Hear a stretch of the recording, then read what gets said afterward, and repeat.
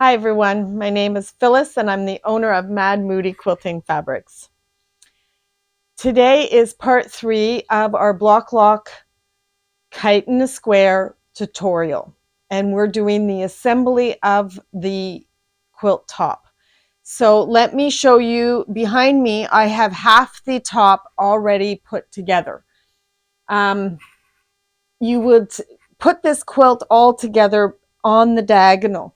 You have your corner piece, then you're going to do a row and a row and a row, and I'm going to show you how I do the corner pieces, because if you look up here, I have not sewn this on, and I don't want to sew this on till this one is assembled.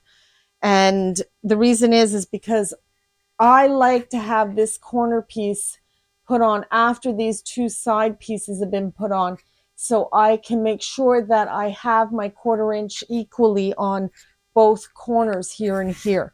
So let me show you that. I'm going to switch over to the above, and I'm just going to put myself up in the corner so you can see me. So right now I have assembled I'm assembling the rows down here. Now I've already assembled all the main rows, and this is the first row. Was the second, and then there's another row which is the same length as this last row here, with the corner way down here. All right, so I'm going to show you. And I have these laid out because I want to make sure that I'm sewing them in the right order. Now let me just bring this down a little bit because I want to make sure that you see. There we go. Okay, and then what I'm going to do is I'm going to sew this side to this and this side to this. Okay, and that looks correct. So I'm going to go ahead and I'm going to put myself,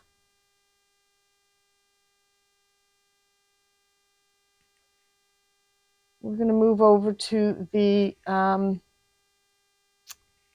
there we are, and yeah, there we are. Okay. Some of you who have been following me probably have noticed that I have a fourth camera, and so we're working on getting it so I can do it. So I feel a little awkward because of the way things have been set up, and I'm just learning the new setup with the fourth camera to make everything work. So I'm going to sew a 1/4 inch on this side.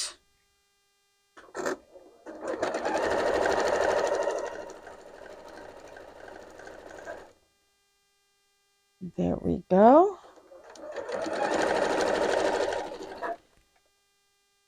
Now I've cut my triangles a tad bigger than I really need, and I do that on purpose because I want to make sure that I get my 1/4 inch, even if I have to lay it out.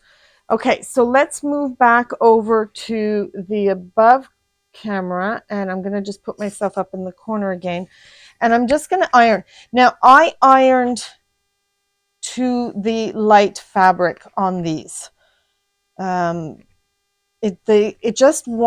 normally iron to a darker fabric, but this just ironed easier to the lighter fabric, and it laid a little flatter than if I ironed the other way. So I'm just going to get this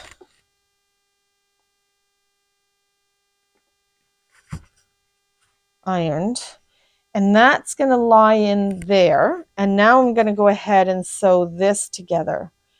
Now I'm doing this on camera just to give you an idea of how to do these corners and how you would do these corners up here and the one down there after everything's sewn together. So here we are. I'm going to go back to the other camera, for the sewing machine. Hold on. I still, like I said, we just changed up the system to add a fourth camera for these filmings, and I still feel a little awkward because now I'm not pressing a real button. I'm pressing on my screen of my laptop. So it's a different feel on the fingers, and it feels a little awkward. There we go. So that's all been put. Let me go back to my above camera and put myself up in the corner. Now I'm gonna, like I said, I've ironed these to the light side. So this will sew to that. Now for this corner, let me just trim off some excess threads. I like to clean up my threads as I go, and it just makes it easier at the end before you mount it onto or quilt it or sandwich it or whatever. All right, so I'm going to give you a quick run through. We're going to put that there, but when I sewed these together for the ironing, like I said, I ironed to the triangles, the light fabric on both sides. And then these ones are going this way. So that means these ones have to be ironed to the center. And I just made sure as I built my, here we are, as I built my rows, I just made sure that I checked the row in front or the row before and made sure everything was laid out correctly, and then I would pick them up, sew them. I would come back, let's say I pick 2 squares up, sew them, come back, take a look at the row before it, check to see how the seams were ironed, and then iron the row that I'm working on appropriately to match up with the seams. And that makes it so much easier to nest all your seams when you start sewing these rows together. So right now I'm going to just sew this corner, and what I want to make sure that I have a little bit on either side sneaking out. So if you look, I don't know if you're going to see, if you look here, I have more than a 1/4 inch to play with. Let me switch to the above camera and just take myself off. And I don't know if you can see this, but I've got more than a 1/4 inch there. So let me put this back, and I'm going to sew this on, and then I'm going to sew these 2 together so I can show you that I have more than a 1/4 inch. So let's go to the sewing machine, and I'll put my 4th camera on. And let's get this sewn on, and then I'll sew the first row to this unit, or this corner units. And I'll show you close up, or as close as the cameras will allow me.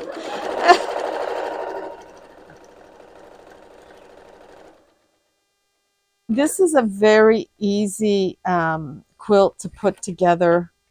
I really enjoyed making this quilt. So let's go to the above, and I'll put myself in the corner, and I'm just going to get this ironed. And you can see right here,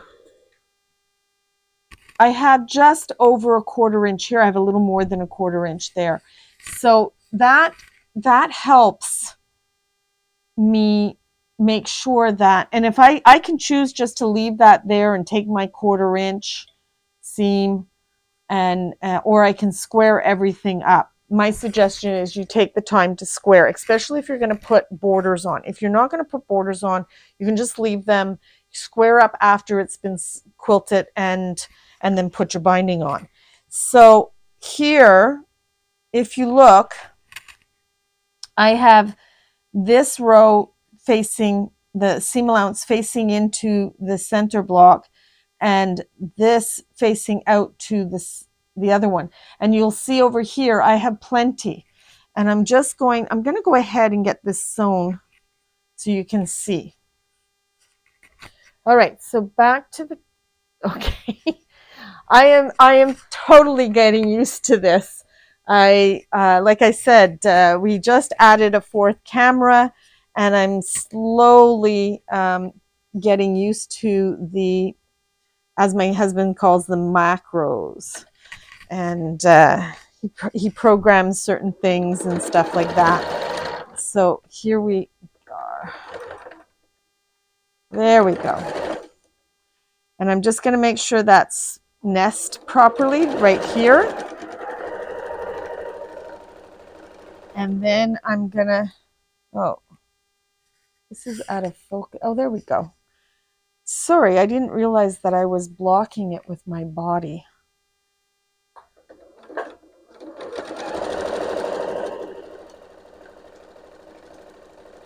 There we are.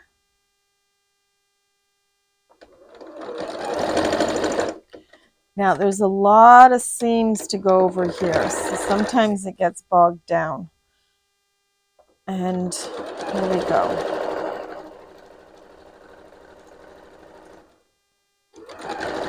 There. Let's just take that out.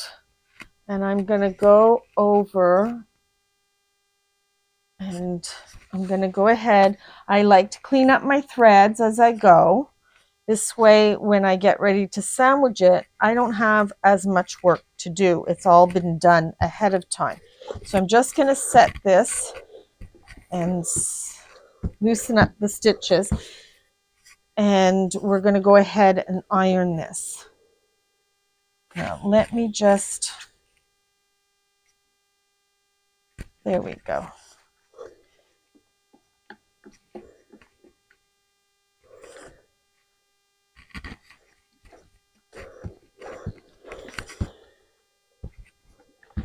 There we go. And this is not ironed flat, so I'm going to get that fixed. Oh, I have a little bit of a burp there. There we go. There.